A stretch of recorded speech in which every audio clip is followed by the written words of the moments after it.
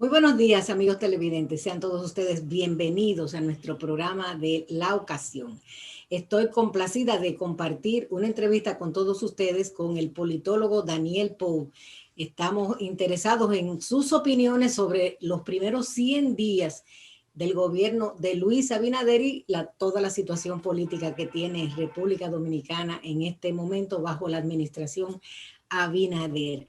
Los saludo como siempre con la hermosura floral del Jardín Ilusiones, su mejor opción para sus eventos familiares y empresariales. Vamos a una pausa comercial y retornamos con todos ustedes. No se vayan.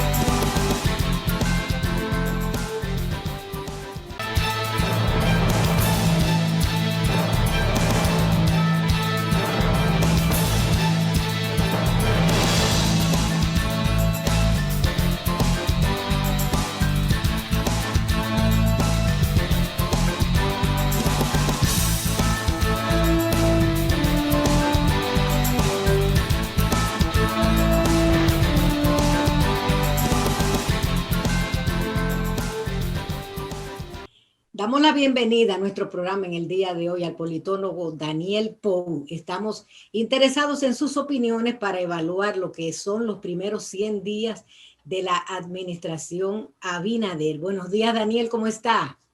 Muy bien, gracias, encantado y muy complacido de que usted me haya tomado en cuenta para participar en su programa, que para mí es un honor siempre.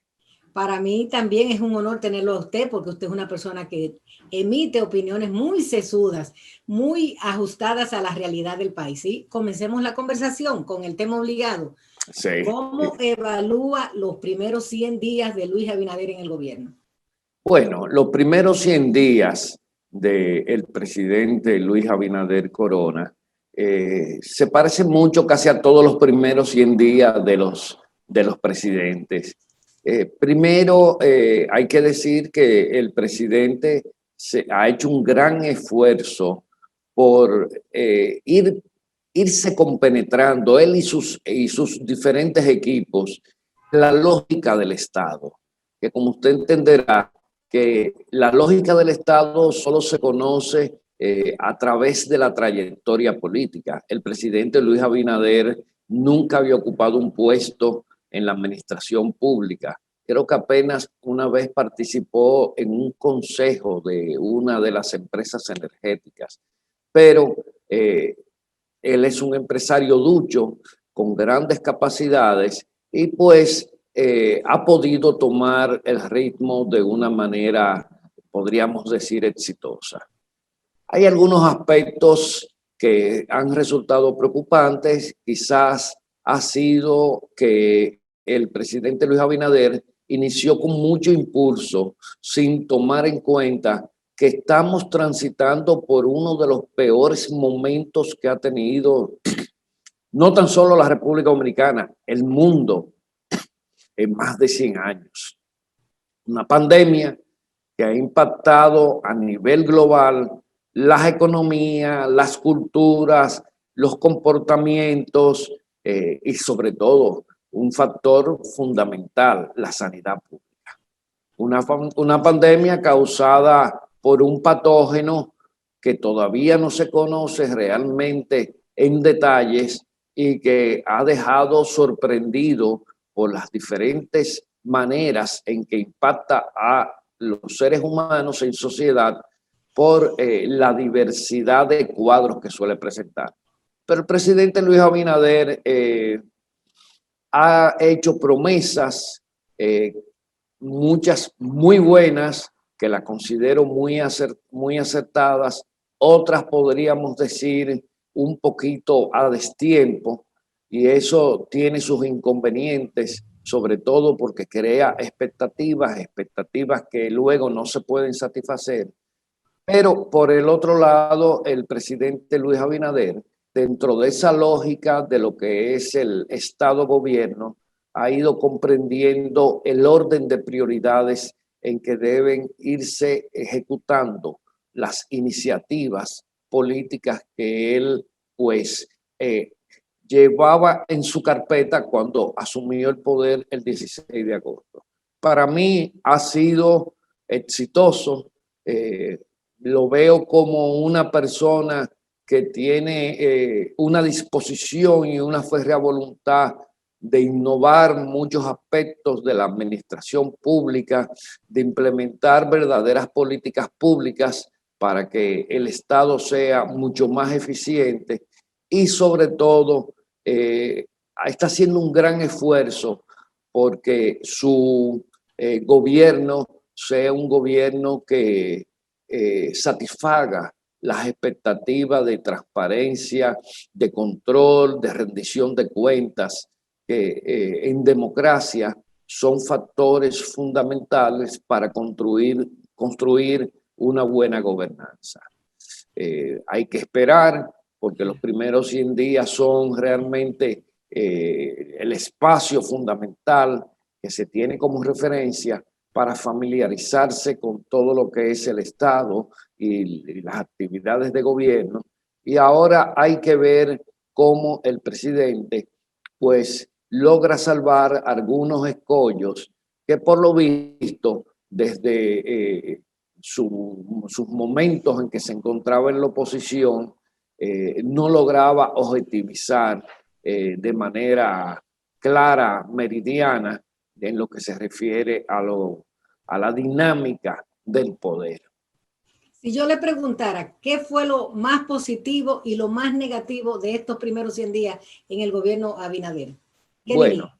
Yo diría que lo más positivo han sido las señales que ha dado el presidente Luis Abinader de mantenerse en el carril de la derecha, como se dice en política, de garantizar la transparencia de su gobierno, de eliminar cualquier ruido, sin importar la proveniencia que pueda causar a lo que es la gobernabilidad y a la gobernanza, y además de aceptar los grandes desafíos que le han impuesto las circunstancias.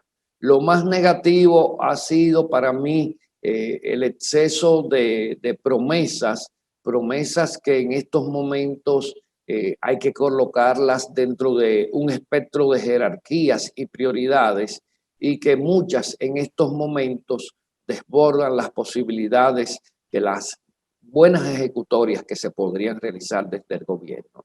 Además, la manera en que un sector preponderante de su partido no ha comprendido que ya el proceso de campaña pasó, ya eso hay que superarlo. No son los momentos más propicios para las confrontaciones. Creo que la actual situación requiere el concurso de todo y cada uno de los dominicanos y de los diferentes sectores que componen nuestra sociedad. Entonces, avivar viejas confrontaciones en este momento podrían entorpecer ese gran consenso nacional, esa unificación de esfuerzos para superar la actual crisis que nos embate por la pandemia del COVID-19.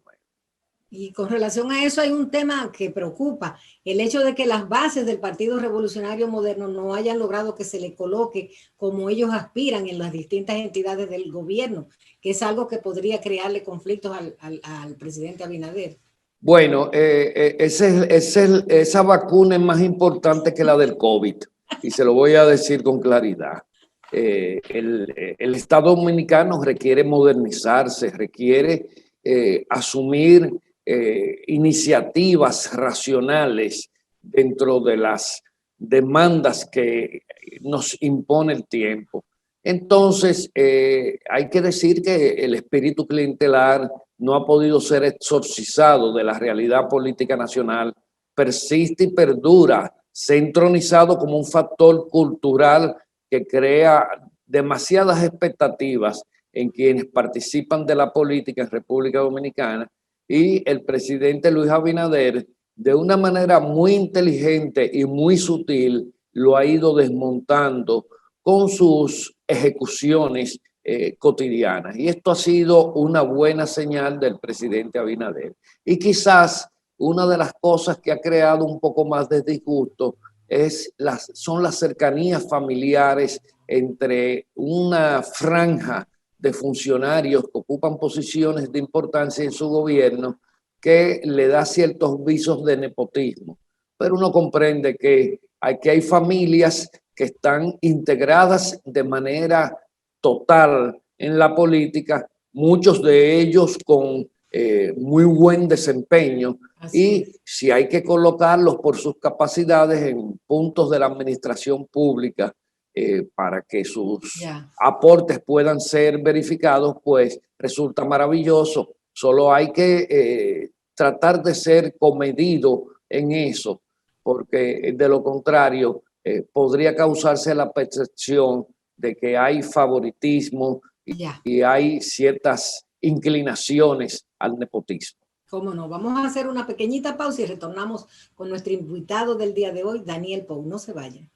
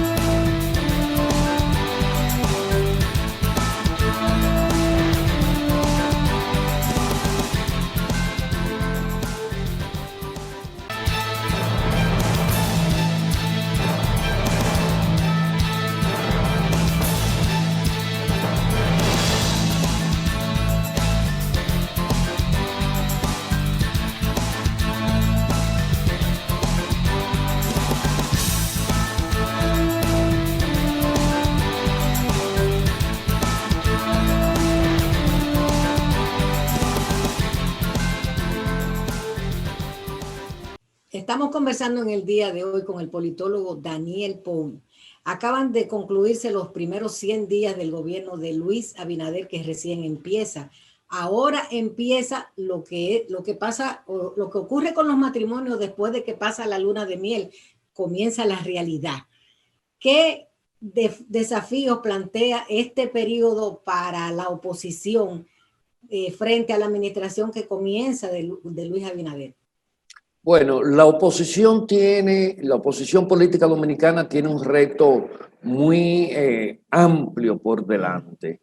Y para mí, el sector de la oposición que no se coloque, que no se ubique en una tesitura de oposición constructiva, va a quedar muy mal visto en la política dominicana. Y esto lo digo en razón de que la sociedad dominicana de manera total demanda concurso de todas las fuerzas, demanda propuestas que sean realizables para tratar de superar no tan solo este momento, sino los momentos que están por llegar en el próximo año, donde todos sabemos que debido a la situación internacional, los motores del crecimiento económico de República Dominicana se encuentran muy diezmados y con poca posibilidad de que puedan ser reactivados en poco tiempo. Y uno de los tópicos más importantes en ese aspecto es el turismo. El otro aspecto que tiene que enfocar la oposición es la necesidad de garantizar el orden institucional de República Dominicana y de profundizar las prácticas democráticas. Ya esas posiciones de feroz en contra del gobierno que emerge producto de un proceso democrático electoral, como antes sucedía en República Dominicana, en estos momentos no es bien percibido por la población. Eso sí, la población también le demanda al gobierno el compromiso de integrar a todos aquellos sectores que tienen aportes sustanciales, aportes que nos podrían ayudar a remontar la crisis. Entonces se establece un vínculo de doble vía. La oposición tiene que hacer uso de sus mejores recursos, sus mejores hombres y mujeres para participar en este proceso de rescate de lo que son los aspectos económicos, educativos, de salud pública y todo lo que ha sido impactado por la pandemia del COVID-19. Creo que la oposición debe de pasar de la simple retórica a dar muestra de que tiene la musculatura necesaria para en un futuro poder participar en sus propios gobiernos. Esto es fundamental. Aquí en este trayecto es que se va a definir qué sectores de la oposición están realmente bien dotados para dirigir los destinos del país en el futuro.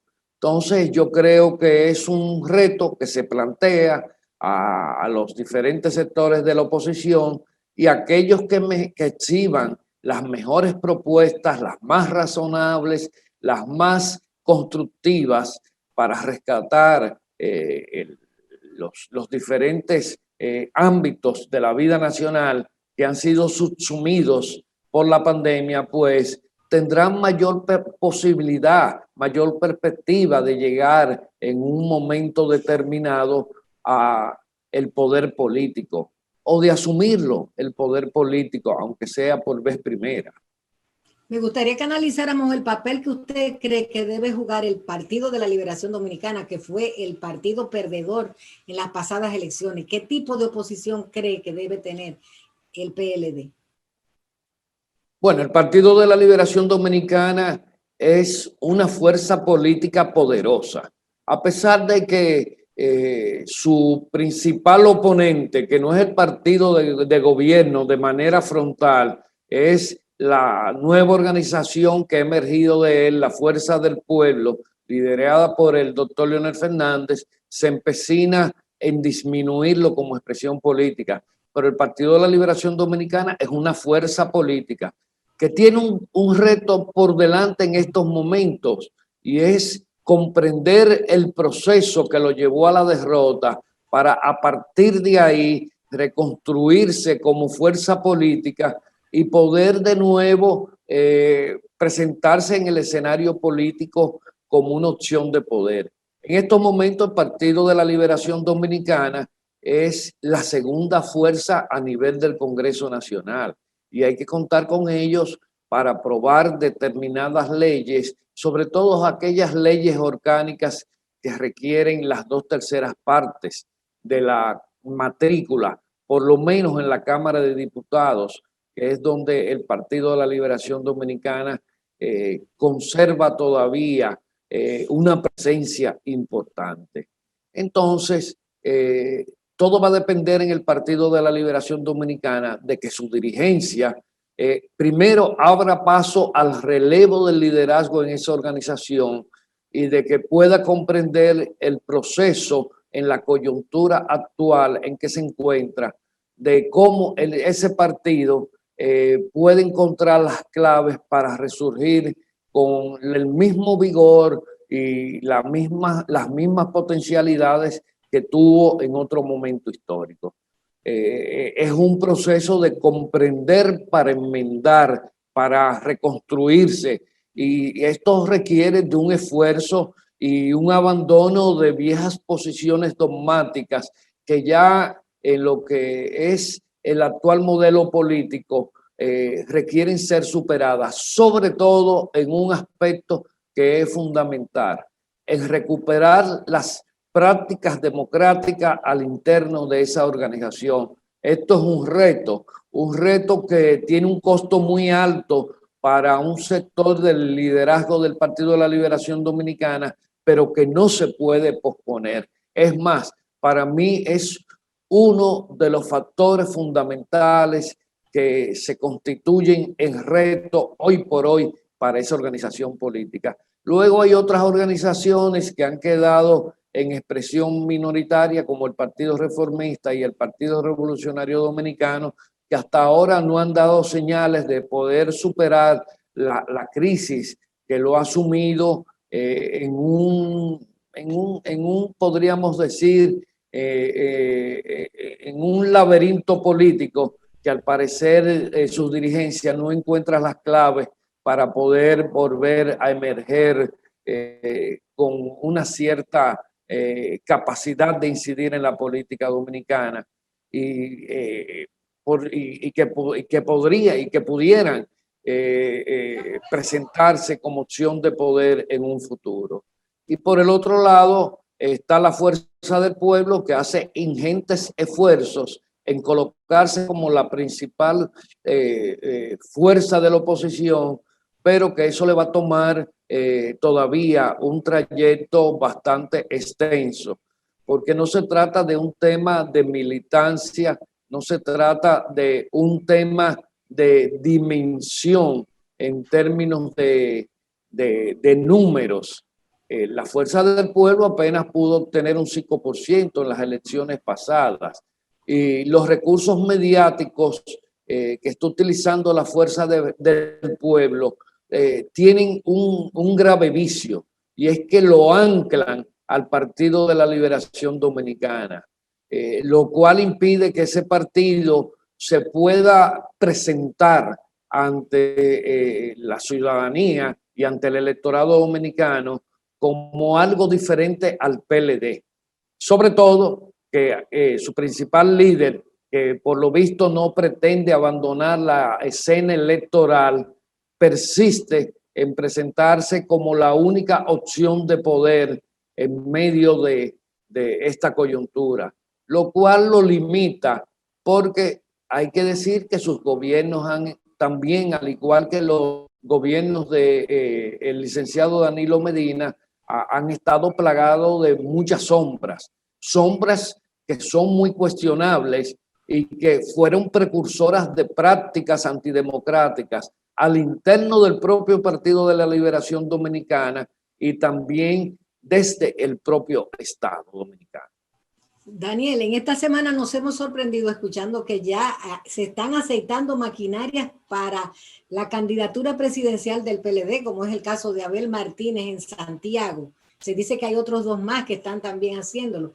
¿Cómo usted ve esto? ¿A destiempo o está correcto esto? No, para mí esas iniciativas resultan desafortunadas. Creo que el Partido de la Liberación Dominicana no puede inmiscuirse en este momento en un proceso de elección de candidaturas con mira al 2024. El Partido de la Liberación Dominicana debe concentrar, como decía anteriormente, en superar la crisis que lo abate, porque de no atender a tiempo y producir las respuestas necesarias para esta situación, en el 2024 el Partido de la Liberación Dominicana podría estar en el espectro de las fuerzas políticas disminuidas, de esas fuerzas políticas que luchan elección por conquistar un 5% del electorado para poderse colocar dentro de las fuerzas importantes, dentro del rango de las fuerzas políticas importantes del país. Esto me parece inoportuno, descabellado e irracional.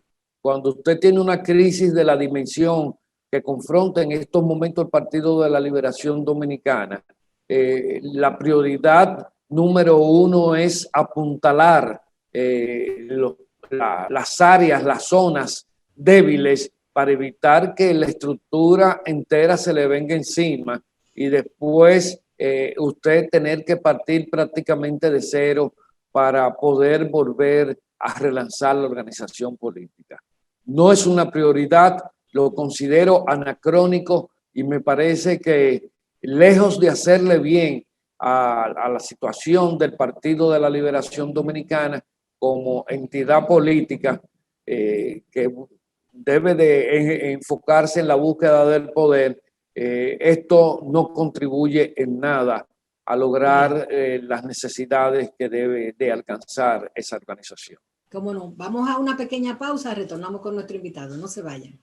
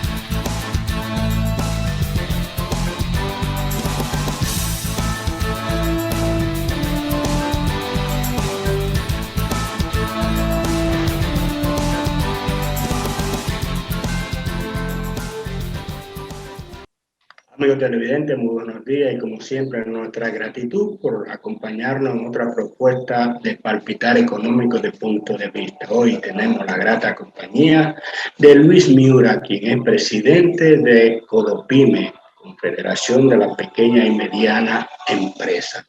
Don Luis, buenos días. Buenos días, muchas gracias, don Héctor. ¿Cómo le ha ido? Todo bien hasta ahora. Y vida y salud. Eso es importante. Mire, yo creo que sería interesante que hagamos como si fuera un pequeño resumen de cómo ha impactado esta pandemia que ya lleva unos mesecitos largo y tendido en el sector de la pequeña y mediana empresa, si ha habido algún impacto en su nómina global y en su producción, o si por el contrario está viento en popa. Perfecto, cómo no. No es mucho lo que ha cambiado desde que empezó la pandemia, excepto que obviamente la economía sí ha empezado a moverse un poco más de como venía en meses anteriores, pero aún así tenemos muchas de las empresas, sobre todo en la parte micro y pequeña, vamos a decir del primer quintil, que aún sigue estando pues cerradas en su mayoría con los empleados suspendidos, pues porque no tienen ese mercado para el cual ellas fueron creadas, que fue para el tema de suplirle al Estado el desayuno escolar, los alimentos sólidos, en cuanto al sector de la harina y alimenticio, y en la parte industrial sobre todo. Tengo la mayoría de los calzados aún siguen cerrados porque sus clientes, como la industria del calzado aquí básicamente había desaparecido, y por esfuerzos hechos con el INAVIE y Codopime y las empresas, el sector calzado, pues se consiguió una buena cuota para los zapatos escolares, y al no tener clases presenciales, pues tengo los zapateros, que son algunos 34 empresas que conforman ese clúster, las tengo aún cerradas, y en el área textil, aunque algunas ya han ido despertando, tengo muchas aún que tienen la mayoría de los empleados suspendidos por falta de producción. En ese sentido, esos tres sectores en particular que le suplen al INAVIE o al Ministerio de Educación, son los que más han sufrido. Y luego los sectores de la cadena, vamos a decir, siguen también igual afectados, como es el de las artes gráficas, porque si no se vende, no se hace factura. Si no se está produciendo, no se está haciendo empaques. Y así la cadena que todos conocemos va eslabonada, está media rota. ¿Usted tiene alguna idea de cifra, de número, de, por ejemplo, de empleados, de empleo que se han perdido o que están suspendidos? Los números no están muy claros porque depende de dónde uno los busque. Yo del sector formal, obviamente, cuando siempre hablo de números voy a hablar del sector formal, afiliados a Codopyme, o el reporte que tengo de las asociaciones y federaciones afiliadas a Codopyme, dentro de los textileros tengo 237 empresas cerradas todavía. En los calzados tengo las 34. Y en el sector de la harina, la UMPI y los suplidores de alimentos sólidos, andamos por los 1,000 y tanto, casi 2,000. Porque esos son los más, porque recuérdese que en Mao, en Bonao, en los campos, donde quiera que haya una escuela, se buscó una cocina, un suplidor de alimentos sólidos cercano al lugar donde tenía que hacer la entrega, el tema logístico, el tema de transporte, y obviamente su cliente está cerrado y por tanto ellos igual. Ya. Y yo leí en estos días que ustedes firmaron como una especie de acuerdo que buscaba una mayor reactivación del sector. O sea, ¿ustedes tienen algún enlace, algún vínculo con alguna instancia del Estado? No fue un acuerdo en realidad, fue un pedimento que se le hizo al gobierno, una sugerencia que se le está haciendo, donde le explicamos o le recordamos que el sector PYME o MIPYME es el 98% del tejido empresarial y productivo del país, que somos uno de los mayores empleadores, un alto porcentaje del PIB y de lo que más aportamos al fisco. Entonces, por la naturaleza de las pymes, la composición natural de ella y hasta su ubicación geográfica, que está en el seno de la sociedad, donde quiera hay un colmado, hay una pequeña industria, hay una pequeña panadería, hay una farmacia, pues realmente la economía sí dinamizaría de esa forma.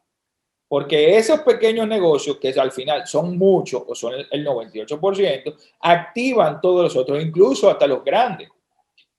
Y por la naturaleza de ellos mismos, estamos hablando de que el dueño, tal vez los empleados son familiares o son personas cercanas al negocio, y que esa empresa empiece a generar dinero, que empiece a generar actividad económica, pues permea inmediatamente en los alrededores de ellos, y eso hace que las zonas y por tanto la economía se dinamice y empiece a crecer. Además que el Estado es el mayor beneficiario de eso, porque es el que cobra los impuestos, se empieza a pagar la TCS, que por cierto hoy vence el plazo para todo aquel que se había acogido al tema de la suspensión. SENASA, todo lo que implica el sistema impositivo, pues empieza a recaudar y acumular esa riqueza que tanto necesita el Estado ahora mismo. Entonces es una sugerencia que nosotros le decíamos también para bajar el nivel de empleomanía que está suspendida en fase 1 y tratar de eliminar lo que ya queda de fase 2, porque vence en diciembre. Ya en enero no hay ningún otro subsidio que se le pueda dar a esos negocios, ni el Estado creo que pueda tampoco, porque es una alta carga que tiene en momentos como estos, donde tampoco estamos generando igual. Entonces yo creo que si dado el hecho que ya fase culmina, creo que el Estado puede, de una forma u otra, pues compensar, flexibilizando un poco eso que le hemos pedido con el plan de reactivación económica basado en la MIPYME. Aparte de eso, sabemos que son tiempos difíciles y que vendrán tiempos difíciles igual, porque no tenemos todavía una salida segura ni un tiempo definido en que la pandemia acabe, pero flexibilizando también las normas bancarias para préstamos de menores y a una tasa preferencial, vamos a decir, porque si se puede dar una tasa de un 6 para un vehículo y un 5 para una casa, se puede perfectamente dar esa misma tasa a los sectores productivos para que salden las materias primas que se compraron en enero y febrero para la producción del año, porque todos esos zapateros, no sabíamos que las escuelas iban a cerrar por el tema de la pandemia, pero todos esos zapateros compraron pieles para hacer los zapatos que tradicionalmente se hacen en el año. La gente de las mascotas y los libros tiene los papeles y tenían las mascotas incluso hechas para el otro año escolar que entraba. Las mochilas por igual los textiles que traen telas de China y otros países, 45 días de flete. Si la orden no se pone en enero, no tienen las telas aquí para principios de marzo y empezar a producir los uniformes que tienen que entregar antes del año escolar inicie. Entonces, todas esas empresas hicieron gastos que no han podido honrar por no haber podido suplir los bienes al gobierno. Y obviamente, si no suple los bienes, pues tampoco se le va a pagar. Entonces, hay que ver cómo uno ayuda, de cierta forma. No es DAO. Usted sabe que a mí no me gusta el DAO. Ni que me den, ni que me presten a tasa cero, nada de eso. Una tasa preferencial para el que pueda pues cancelar esas facturas y ver qué otro producto puede hacer, que en eso estamos trabajando de la mano con Promipyme, Infotep y otras instituciones, ver cómo nosotros podemos buscar y ayudar a generar nuevos mercados a esas pequeñas industrias en lo que el tema escolar y la pandemia pues se sobrepasa. Don Luis, vamos a hacer una pequeña pausa comercial para que continuemos con ese tema de las necesidades que ustedes han identificado para poder reanimar al sector y basar la recuperación en las MIPYME. Vamos a hacer una breve pausa comercial. Volvemos en unos instantes. ¿Cómo no?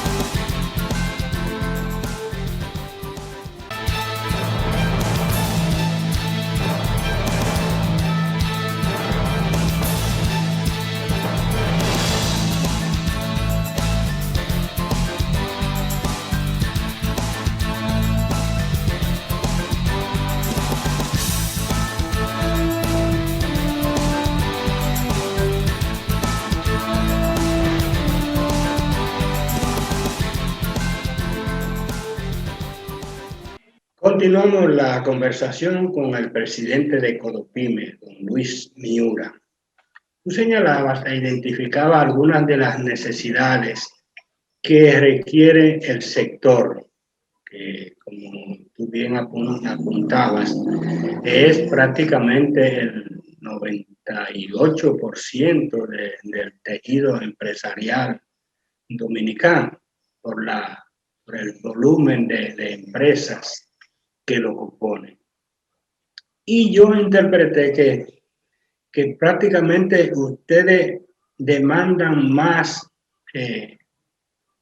facilidades en el aspecto crediticio que en cualquier otra ayuda que pudieran recibir o o apoyo desde el Estado, porque incluso aparentemente usted no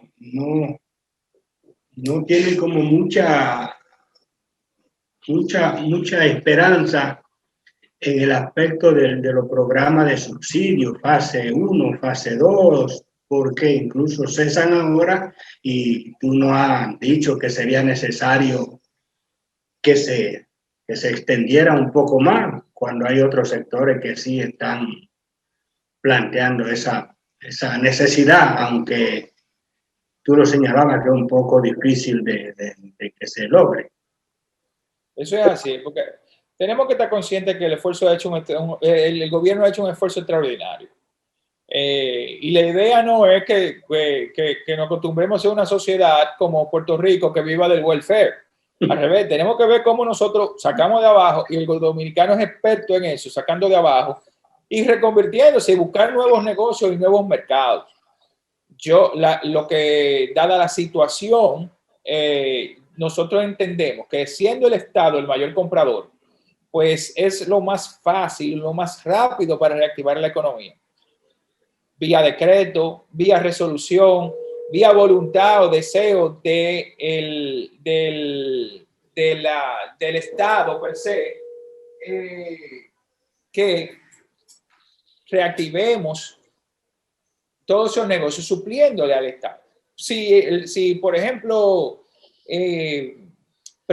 Promese, que compra mascarilla, aquí hay fábrica de mascarilla KN95, aquí hay fábrica de mascarilla quirúrgica, aquí los textileros pueden hacer la mascarilla de tela, los overoles, los gorros, las sábanas de hospitales, las batas de los doctores, los zapateros pueden hacer los zapatos de los doctores y de las enfermeras, del personal de apoyo, de la guardia, de los bomberos.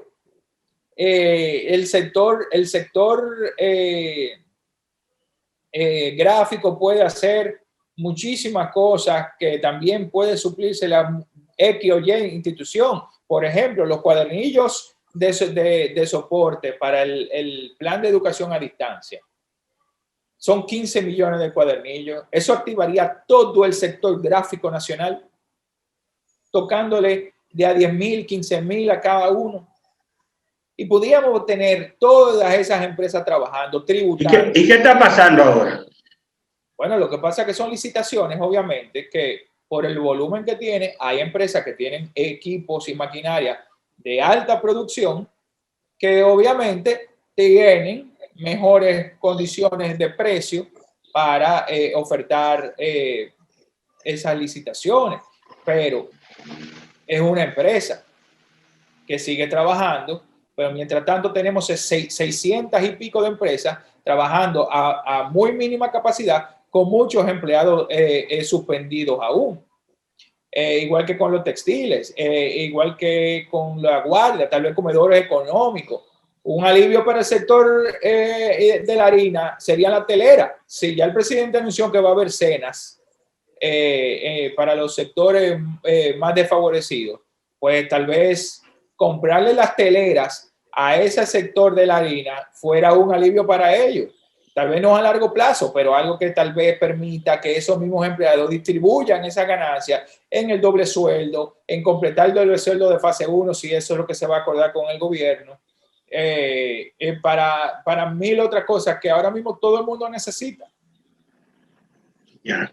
Don Luis, tú señalabas el tema del financiamiento y hacía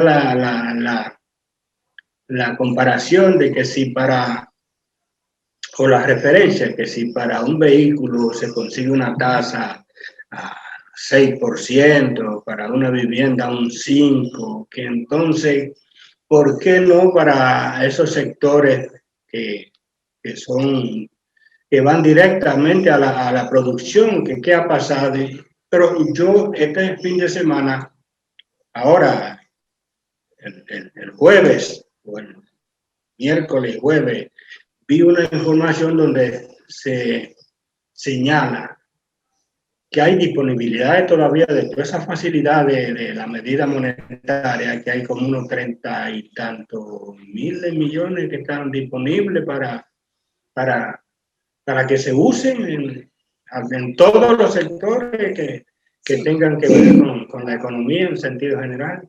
Lo que pasa, sí están ahí. Y vimos incluso ayer que yo vi que el Banco Central había hecho referencia a 32.000 millones que todavía estaban ahí disponibles. Por eso yo le hablaba al principio de que también tenemos que flexibilizar las normas para acceso al crédito. Porque si usted va a solicitar un préstamo y usted es una empresa pequeña o que no tiene mucho historial de crédito o que se dedica a un rubro en específico, tal vez le sea difícil acceder a esos préstamos de la banca privada y formal. Por muchísimas razones. Ahora hay hasta un análisis post-COVID que los bancos, los comités de riesgo están analizando. Entonces, sí, puede ser un riesgo alto en algunos de los negocios que estén cerrados porque tienen un único cliente, pero si queremos ayudar y queremos que ese tal vez comedor que se creó para suplir un desayuno escolar se cree una cafetería o un comedor ya de comida por delivery o pase a ser otro tipo de productos, dulces, galletas, morocoticos, ese tipo de cosas, tiene que tener una inyección de capital para poder comprar las maquinarias para ello. Entonces, yo creo que ahí está Porfirio Peralta, de nuevo en Promipyme, que fue él que creó Promipyme, creo que en los 2000, que está creado para eso y tiene la estructura. Lo que antes era banca, se convirtió en banca solidaria, que era igual el mismo Promipyme, tiene la estructura para prestar desde el micro hasta 5 o 7 millones. Lo único que se necesita capitalizarlo y darle una flexibilidad para poder bajar la tasa un poco de lo que el pequeño empresario está acostumbrado. El pequeño empresario coge préstamos a un 12, a un 13, hasta un 15%.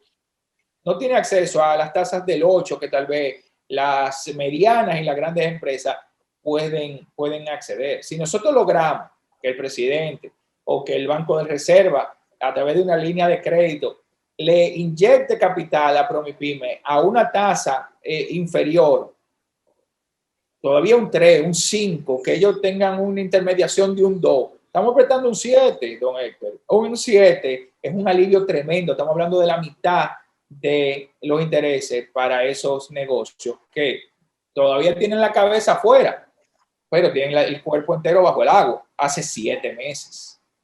Y yo creo que ahí están los números. Ellos siempre han dicho que los chiquitos pagan mejor. Entonces no le veo tanto riesgo, obviamente, previo depuración y todo lo demás, previo plan de negocio, de aprobarle esos préstamos a tasas para que florezcan de nuevo.